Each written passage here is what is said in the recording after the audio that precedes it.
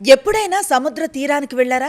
ఆ ఇసుక తెన్నెల మీద కూర్చొని అనంతమైన ఆ జలరాశిని చూస్తూ ఎంత ప్రశాంతంగా ఉందో కదా అనుకుని మురిసిపోయారా? అవును, దూరం నుంచి చూసేవాళ్ళకి సముద్రం ఒక అందమైన పెయింటింగ్. కానీ అదే సముద్రం మీద బతుకుబండిని లాగేవాడికి అది ప్రతిరోజు చావుతో చేసే జూదం. మనం ప్లేట్లో వేడివేడిగా వడ్డించుకునే చేప ముక్క వెనుక ఎంతటి వెచ్చటి కన్నీటి సందనం దాగి ఉందో ఎప్పుడైనా ఆలోచించామా? ఉప్పు నీటిని నమ్ముకుని ఉసురు చేత పట్టుకొని అలల మీద ఊయలలూగే మత్స్యకారుడు గుండె చప్పుడు ఇవాళ ఏడుస్తోంది. గంగమ్మ తల్లి మాకు గంజి పోస్తుంది అనుకున్న వాడికి ఇవాళ ఆ గంగమ్మ గొంతులో పచ్చి నెత్తురు కక్కుతోంది. అవునండి, ఇవాళ ఆంధ్రప్రదేశ్ తీర ప్రాంతంలో మత్స్యకారుడు ఏడుస్తున్నాడు. రొయ్యల సాగుదారుడు రోడ్డున పడ్డాడు. పీతల చెరువుల్లో పెట్టుబడి కుళ్ళిపోతుంది. ఇవాళ మనం మాట్లాడుకోబోయేది కేవలం వార్తల గురించి కాదు, బతుకు పోరాటంలో ఓడిపోతున్న సాగరపుత్రుల ఆర్తనాదాల గురించి. మన రాష్ట్రానికి దాదాపు 1000 కిలోమీటర్లకు పైగా సముద్ర తీరం ఉంది. లక్షలాది కుటుంబాలు ప్రత్యక్షంగా పరోక్షంగా మత్స్య సంపదపైనే ఆధారపడి జీవిస్తున్నాయి. చేపలు పట్టేవాడు ఒకడే కాదు, పడవ తయారు చేసేవాళ్ళు, వల అల్లేవాళ్ళు, చేపలు అమ్ముకునే మహిళ, ఐస్ ఫ్యాక్టరీ కార్మికులు, రవాణా చేసే డ్రైవర్, ఎగుమతులు చేసే సంస్థ, ఇలా ఒక పెద్ద జీవన వ్యవస్థ మొత్తం సముద్రం మీదే ఆధారపడి ఉంటుంది. కానీ సముద్రం బాగోలేకపోతే ఈ వ్యవస్థ మొత్తం కుప్పకూలిపోతుంది. మొదట మన జాలరుల బతుకుల్లోకి వెళదాం. పూర్వం పడవ వేసుకొని సముద్రంలోకి వెళితే గంగమ్మ తల్లి దోసిళ్లతో బంగారం లాంటి చేపలను కురిపించేది. మరి ఇవాళ మైళ్లకు మైళ్లు లోపలికి వెళ్ళినా వల ఖాళీగా తిరిగొస్తోంది. చేపల ఉత్పత్తి ఘోరంగా పడిపోయింది. దీనికి ఒక్క కారణం కాదు, చాలా కారణాలున్నాయి. వాతావరణ మార్పులు, సముద్ర ఉష్ణోగ్రతలు పెరగటం, తుఫాన్ల తీవ్రత అధికం కావటం, పరిశ్రమల నుంచి వచ్చే రసాయన వ్యర్థాలు, ప్లాస్టిక్ కాలుష్యం, ఇవన్నీ సముద్ర జీవ వ్యవస్థను తీవ్రంగా దెబ్బతీశాయి. ఒకప్పుడు తీరం దగ్గరే దొరికే చేపలు ఇప్పుడు చాలా లోతైన సముద్రంలోకి వెళ్ళిపోయాయి. అంటే చిన్న పడవలతో వెళ్లే మత్స్యకారుడు మరింత దూరం వెళ్ళాలి, మరింత డీజిల్ ఖర్చు పెట్టాలి, మరింత ప్రమాదాన్ని ఎదుర్కోవాలి. చివరికి తిరిగొచ్చేసరికి వలలో చేపల కంటే నిరాశ ఎక్కువగా ఉంటుంది. కేంద్ర పరిశోధన సంస్థల గణాంకాలు చెప్తాయి. కానీ ఆకలితో ఇంటికి తిరిగొచ్చే జాలరి కడుపు లెక్కను ఏ గణాంకాలు పట్టించుకో. ఒకసారి ఊహించుకోండి, తెల్లవారుజామున 3 గంటలకి, ఇంకా లోకం నిద్రలేవకముందే చలికి వణుకుతూ భార్యాపిల్లల ముఖాలు చూసి ఆఖరి చూపుగా సముద్రంలోకి అడుగు పెడతాడు మత్స్యకారుడు. ఎందుకంటే సముద్రంలోకి వెళ్ళిన ప్రతి మనిషి తిరిగి వస్తాడు అనే గ్యారంటీ లేదు. వాతావరణం ఒక్కసారి మారిపోవచ్చు, పడవ ఇంజిన్ ఆగిపోవచ్చు, అలలు ఉగ్రరూపం దాల్చొచ్చు. పొరుగు దేశాల సముద్ర సరిహద్దుల్లోకి పొరపాటున వెళ్ళిపోయినా ప్రాణాలే పణంగా మారిపోతాయి. ఇంట్లో వాళ్ళు మాత్రం తీరం మీద నిలబడి ఒక్క పడవ కోసం ఎదురు చూస్తూనే ఉంటారు. ఆ ఎదురుచూపు ఎంత భయంకరమో ఆ ఇంట్లో వాళ్లకు మాత్రమే తెలుసు. ఆ మధ్య ఒక తీర గ్రామంలో ఒక పెద్దాయన చెప్పిన మాట ఇప్పటికీ మర్చిపోలేం. సముద్రం మాకు శత్రువు కాదమ్మా, కానీ ఇప్పుడు అది మమ్మల్ని గుర్తుపట్టడం మానేసిందన్నాడు. ఆ ఒక్క మాటతోనే ఈరోజు మత్స్యకారుడి బాధ మొత్తం కనిపిస్తుంది. ఒక అవ్వ తీరం వైపుకు చూస్తూ కూర్చునుంది. ఎందుకవ్వా అలా చూస్తున్నావని అడిగితే, నా కొడుకు వేటకెళ్ళాడు నాయన, 3 రోజులైనా రాలేదు. ఆ సముద్రుడికి నా కొడుకు మీద అంత ప్రేమేంటో ఇంకా పంపలేదు అంది. ఆ మాటల్లో కన్నీళ్లు కూడా లేవు. ఎందుకంటే ఏడ్చి ఏడ్చి కన్నీళ్లు కూడా ఎండిపోయాయి. చివరికి దొరికింది కొడుకు కాదు, అతని శవం. ఆ తల్లి గుండె పగిలి విలపిస్తూ ఉంటే రాయిలాంటి హృదయం కూడా కరిగిపోవాల్సిందే. ఇవి సినిమా సన్నివేశాలు కాదు, మన తీర ప్రాంతాల్లో తరచూ వినిపించే నిజ జీవిత కథలు. పరిశ్రమల నుంచి విడుదలయ్యే రసాయన వ్యర్థాలు, శుద్ధి చేయని మురుగునీరు, నదుల ద్వారా సముద్రంలోకి చేరుతున్న కాలుష్యం, ఇవన్నీ సముద్ర జీవులను నిశ్శబ్దంగా చంపేస్తున్నాయి. వలలు వేస్తే చేపల బదులు ప్లాస్టిక్ కవర్లు, బాటిళ్లు, మెడికల్ వ్యర్థాలు వస్తున్నాయి. సముద్రం ఆహారం ఇవ్వాల్సిన చోట మనిషి వేసిన చెత్తనే తిరిగిస్తోంది. దీనికి తోడు అక్రమ వేట, చిన్న చేపలనే పట్టేయటం, సముద్ర జీవుల సంతానోత్పత్తి కాలాన్ని కూడా పట్టించుకోకుండా వేట సాగించడం వల్ల భవిష్యత్తులో చేపల నిల్వలు మరింత తగ్గిపోతాయని నిపుణులు హెచ్చరిస్తున్నారు. ఒక తరం చేసిన తప్పు మరో తరం ఆకలిని అనుభవించాల్సిన పరిస్థితి వస్తోంది. ఇంకో పెద్ద సమస్య డీప్ సీ ట్రాలర్లు. భారీ యంత్రాలతో, అత్యాధునిక పరికరాలతో సముద్రంలోకి వెళ్లే పెద్ద బోట్లు ఒకేసారి టన్నుల కొద్దీ చేపలను లాగేస్తుంటే చిన్న పడవతో వెళ్లే జాలరికి మిగిలేది ఏముంటుంది? చాలాసార్లు ఈ ట్రాలర్లు చిన్న మత్స్యకారుల వలల్ని తెంచేస్తాయి. ఒక్క వల విలువ ₹1,00,000 వరకు ఉంటుంది. అది గనక చినిగిపోతే ఒక కుటుంబం ఆదాయం ఒక్క రోజులో కాదు, నెలల తరబడి దెబ్బతింటుంది. అడిగితే గొడవలు, దాడులు, సముద్రం మధ్యలో ప్రాణాల మీదకొచ్చే పరిస్థితులు. న్యాయం అడగటానికి ఎవరి దగ్గరికి వెళ్ళాలి? సముద్రం మధ్యలో జరిగిన అన్యాయానికి సాక్షులు కూడా ఉండరు కదా. సరే, సముద్రంలో వేట కష్టమని చాలామంది ఆక్వా సాగు వైపుకు అడుగులు వేశారు. రొయ్యల పెంపకమే భవిష్యత్ అని అప్పులు చేసి చెరువులు వేశారు. ఒకప్పుడు ఆంధ్రప్రదేశ్ ఆక్వా అంటే దేశానికే గర్వకారణం. మన దగ్గర సాగు చేసిన రొయ్యలు అమెరికా, చైనా, జపాన్, యూరప్ దేశాలకు ఎగుమతయ్యేవి. కోట్ల రూపాయల విదేశీ మారక ద్రవ్యం వచ్చేది. ఆక్వా రైతంటే ఊర్లో గౌరవం ఉండేది. కానీ ఇవాళ పరిస్థితి పూర్తిగా మారిపోయింది. లాభాలు తగ్గిపోయాయి, నష్టాలు పెరిగిపోయాయి, అప్పులు మాత్రం రోజు రోజుకి భారంగా మారుతున్నాయి. ఒకప్పుడు చెరువు ఉన్నవాడంటే రాజులా బ్రతికాడు.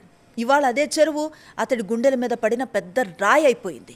ఎందుకంటే రొయ్య పిల్లల ధరలు అమాంతం పెరిగిపోయాయి. వాటికి వేసే ఫీడ్ ధరలు ప్రతి ఏడాది పెరుగుతూ వస్తున్నాయి. విద్యుత్ ఖర్చులు, డీజిల్ ఖర్చులు, మందులు, మినరల్స్, నీటి నిర్వహణ, ఒక్కో దశలో ఖర్చే ఖర్చు. లక్షల పెట్టుబడి పెట్టిన రైతు చివరికి దేవుణ్ణి చూసుకుంటూ చెరువు గట్టు మీద నిలబడాల్సిన పరిస్థితి. ఎందుకంటే ఒక వైరస్ వస్తే నెలల తరబడి చేసిన కష్టం కొన్ని గంటల్లో నీటిలో కలిసిపోతుంది. వైట్ స్పాట్, ఈఎంఎస్ వంటి వ్యాధులు ఒక్కసారి చెరువులోకి ప్రవేశిస్తే వేలాది రొయ్యలు వరుసగా చనిపోతాయి. పొద్దున్నే లేచి చెరువు దగ్గరికి వెళ్ళిన రైతుకి నీటిపై తేలేది రొయ్యలు కాదు, తన ఆశలు, తన కలలు, తన భవిష్యత్తే. ఒకవేళ అదృష్టం కలిసొచ్చి వైరస్ రాకుండా పంట బాగానే చేతికొచ్చినా రైతు కష్టాలు అక్కడితో అయిపోవు.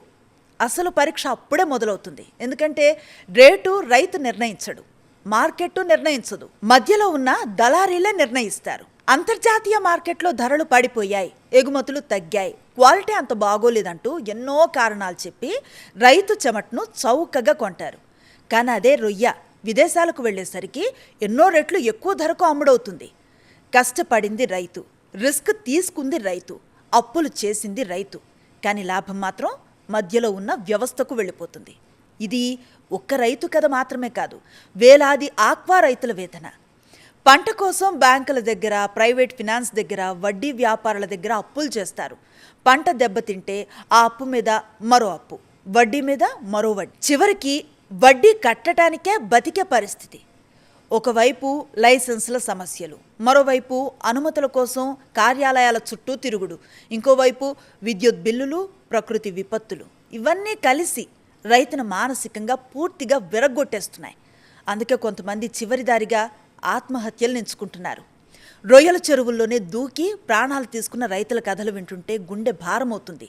చెరువు నీరు ఉప్పుగా ఉంటుందంటారు కదా, కానీ ఆ ఉప్పులో రైతు చెమట కూడా ఉంది, రైతు కన్నీళ్లు కూడా ఉన్నాయి, ఎన్నో కుటుంబాల విరిగిపోయిన ఆశలు కూడా ఉన్నాయి. ఇక ఈ మధ్య కాలంలో చాలామంది చిన్న రైతులు, మత్స్యకారులు పీతల పెంపకాన్ని ఆశ్రయించారు. మడ్ క్రాప్ ఫార్మింగ్ మంచి ఆదాయం ఇస్తుందని విని ఈ రంగంలోకి వచ్చారు. కానీ బయట నుంచి కనిపించినంత ఈజీ కాదు ఈ జీవితం. మోకాళ్ల లోతు బురదలో గంటల తరబడి నిలబడాలి, నీటి మట్టాన్ని ఎప్పటికప్పుడు పరిశీలించాలి, ఆక్సిజన్ స్థాయిలు తగ్గకుండా చూసుకోవాలి, పీతలు ఒకదానికొకటి తినకుండా ప్రత్యేక జాగ్రత్తలు తీసుకోవాలి, వాటికి సమయానికి ఆహారం వేయాలి. చిన్న నిర్లక్ష్యం చేసినా లక్షల రూపాయల నష్టం వస్తుంది. పైగా బురదలో విషసర్పాలు, కీటకాలు, పదునైన పీతల కొరుకుడు, ఇవన్నీ వారి రోజువారీ జీవితంలో భాగమైపోతాయి. చేతులన్నీ గాయాలైనా, కాళ్ళు బురదలో కూరుకుపోయినా ఇంట్లో పిల్లల భవిష్యత్తు కోసం ఆ బాధల్ని నవ్వుతూ భరిస్తారు. కానీ పంట చేతికొచ్చిన తర్వాత కూడా సరైన ధర దొరకటం లేదు. పీతల్ని ఎక్కువ రోజులు నిల్వ ఉంచే కోల్డ్ చైన్ సదుపాయాలు కూడా చాలా ప్రాంతాల్లో లేవు. అవి సజీవంగా ఉండగానే అమ్మాలి, ఆలస్యం అయితే చనిపోతే వాటి విలువ ఒక్కసారిగా పడిపోతుంది. ఈ పరిస్థితిని ఆసరాగా చేసుకుని మధ్యవర్తులు తక్కువ ధరకు కొనేస్తారు. రైతుకు మరో మార్గం కూడా ఉండదు. అమ్మకపోతే నష్టం, అమ్మినా నష్టమే. అదే వారి విషాదం. దీనికి తోడు భూ వివాదాలు, చెరువుల ఆక్రమణలు, ప్రకృతి వైపరీత్యాలు, వరదలు, తుఫాన్లు, స్థానిక సమస్యలు, ఇవన్నీ కలిసి వారి బతుకును మరింత భారంగా మార్చేస్తున్నాయి. ఒకవైపు దేశానికి విదేశీ మారక ద్రవ్యాన్ని తీసుకువస్తున్న పరిశ్రమ, మరోవైపు ఆ పరిశ్రమను నిలబెట్టిన రైతు మాత్రం తన ఇంట్లో పిల్లల స్కూల్ ఫీజు ఎలా కట్టాలా అని ఆలోచిస్తున్న పరిస్థితి. ప్రపంచానికి నాణ్యమైన సీ ఫుడ్ అందించే చేతులు చివరికి ఖాళీ జేబులతో, నిండిన కన్నీళ్లతో ఇంటికి వెళ్లాల్సి వస్తోంది. ఇది ఇవాళ ఆంధ్రప్రదేశ్ తీర ప్రాంతంలో మత్స్యకారులు, ఆక్వా రైతులు, పీతల పెంపకదారులు అనుభవిస్తున్న నరకయాతన. ఇది ఒక్క రోజులో వచ్చిన సమస్య కాదు, ఏళ్ల తరబడి పేరుకుపోయిన నిర్లక్ష్యం. మారుతున్న ప్రకృతి, పెరుగుతున్న ఖర్చులు, పడిపోతున్న మార్కెట్, బలహీనమైన విధానాలు ఇవన్నీ కలిసి ఒక బలమైన జీవన వ్యవస్థను మెల్లగా కూల్చేస్తున్నాయి. మనం గణాంకాల్లో చూస్తున్న ఎగుమతులు తగ్గాయి, రేట్లు పడిపోయాయి, ఉత్పత్తి తగ్గింది అనే మాటల వెనుక నిజానికి వేలాది కుటుంబాల బతుకులు దాగి ఉన్నాయి. ప్రభుత్వ నివేదికల్లో అవి కేవలం సంఖ్యలు కావచ్చు, కానీ ఒక మత్స్యకారుడి ఇంట్లో అవి ఆకలితో గడిచిన రోజులు, ఒక ఆక్వా రైతు ఇంట్లో అవి తాకట్టు పెట్టిన బంగారం, ఒక పీతల రైతు ఇంట్లో అవి మధ్యలో ఆగిపోయిన పిల్లల చదువులు. మనం ఏ హోటల్కో వెళ్ళి 500-1000 రూపాయలు ఖర్చు పెట్టి సీ ఫుడ్ ఆర్డర్ చేసి ఎంతో ఇష్టంగా తింటాం కదా. కానీ ఒక్కసారి ఆ ప్లేట్లో ఉన్న చేపను, ఆ రొయ్యను లేదా పీతను కాసేపు గమనించండి. అది కేవలం ఒక వంటకం కాదు, దాని వెనుక అర్ధరాత్రి సముద్రంలో అలలతో పోరాడిన ఒక జాలరి శ్రమ ఉంది. ఉప్పు నీటిలో నిలబడి చేతులు పగిలేలా పనిచేసిన ఒక రైతు చెమట ఉంది. అప్పుల ఒత్తిడితో నిద్రపట్టని ఒక కుటుంబం బాధ ఉంది. తన తండ్రి సురక్షితంగా తిరిగి ఇంటికి రావాలని దేవుణ్ణి ప్రార్థిస్తూ ఎదురుచూసిన ఒక చిన్నారి ఆశ ఉంది. మనకి అది ఒక భోజనం మాత్రమే కావచ్చు, కానీ వారికి అది జీవితం. అధికారంలో ఉన్న పెద్దలు ప్రకటనలు చేయటం సులభం, కొత్త పథకాలను ప్రకటించడం కూడా సులభమే. కానీ ఒకసారి క్షేత్రస్థాయికి వెళ్ళి చూడండి. సముద్రం ఒడ్డున చినిగిన వలను కుట్టుకుంటున్న మత్స్యకారుడు పక్కన కూర్చోండి. వైరస్తో నాశనమైపోయిన చెరువు గట్టుపై నిలబడి ఏడుస్తున్న ఆక్వా రైతు భుజంపై చేయి వేయండి. బురదలో మోకాళ్ల వరకు మునిగి పనిచేస్తున్న పీతల రైతులను ఒక్కసారి పలకరించండి. వాళ్ళకి దానం అవసరం లేదు, జాలి కూడా అవసరం లేదు. వాళ్ళు అడుగుతున్నది ఒక్కటే, గౌరవంగా బ్రతికే అవకాశం, తమ శ్రమకు తగ్గ న్యాయమైన ధర, మధ్యవర్తుల దోపిడీ నుంచి రక్షణ, ప్రకృతి విపత్తుల సమయంలో కొంత భరోసా, తక్కువ వడ్డీకి రుణాలు, మెరుగైన బీమా, నాణ్యమైన విత్తనాలు, వ్యాధుల నివారణకు శాస్త్రీయ సహాయం, కోల్డ్ స్టోరేజులు, ప్రాసెసింగ్ కేంద్రాలు, పారదర్శక మార్కెట్ వ్యవస్థ. ఇవి ఉపకారాలు కావు, దేశ ఆర్థిక వ్యవస్థకు వెన్నుమూకలా నిలిచిన ఈ వర్గాల హక్కులు. సముద్రం అంతా నీరే ఉంటుంది, కానీ దాహాన్ని తీర్చలేదు. అలాగే మన చుట్టూ ఎన్నో అభివృద్ధి కథలు వినిపిస్తున్నా ఈ సాగరపుత్రుల కళ్ళల్లో కన్నీళ్లను తుడిచే వ్యవస్థ మాత్రం ఇంకా కనిపించటం లేదు. అభివృద్ధి అంటే కేవలం పెద్ద భవనాలు కాదు, బతుకుబండిని నిజాయితీగా లాగే మనిషి ముఖంపై చిరునవ్వు తీసుకురావటం. ఆ రోజు వచ్చినప్పుడే నిజమైన అభివృద్ధి జరిగినట్లు అవుతుంది.